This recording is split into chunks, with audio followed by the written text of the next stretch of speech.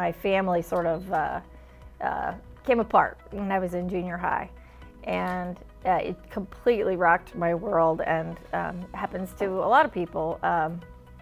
But it made me, it formed me in many ways. It made me very independent, very motivated, very fiercely loyal to the people in my life who have stood by me and who do good things with me and for me.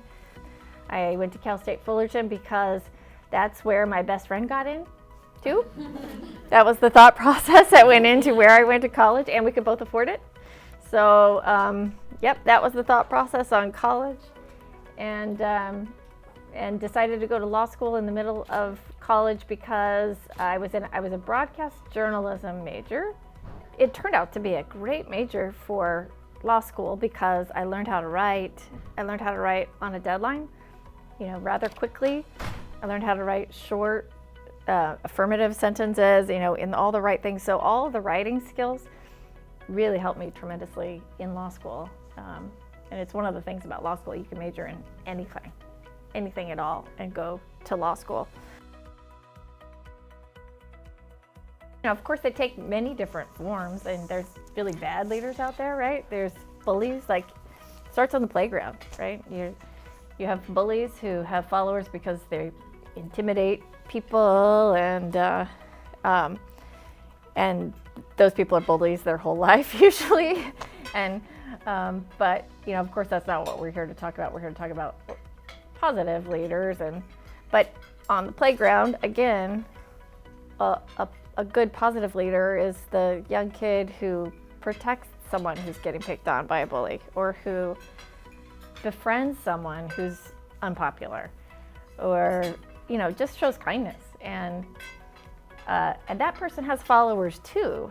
They just aren't necessarily obvious, maybe, but there are people who watch and recognize that was a nice thing to do, and they probably follow that behavior in some way or another. So from the playground up to corporate boardrooms, you have you have all kinds of different leadership.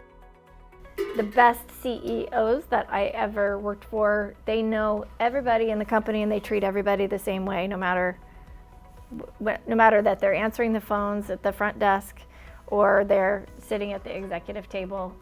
They treat everybody the same, and they know their names, and they treat them with respect. Most good, enduring leaders, they believe in something, they have the courage to maintain that belief and exhibit that belief, even if it's unpopular, and they live their lives with integrity. And I think any of us can do that in quiet ways or in more obvious ways.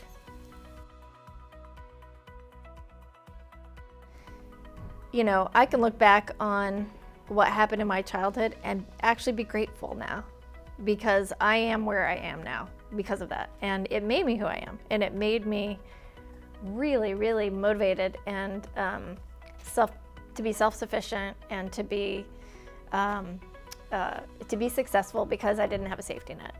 To make your own success, and sometimes necessity drives that more than anything, right? And it builds your character and determination for how to overcome those things. And if you can look back and be grateful for who it made you as a person, there's a huge strength in that.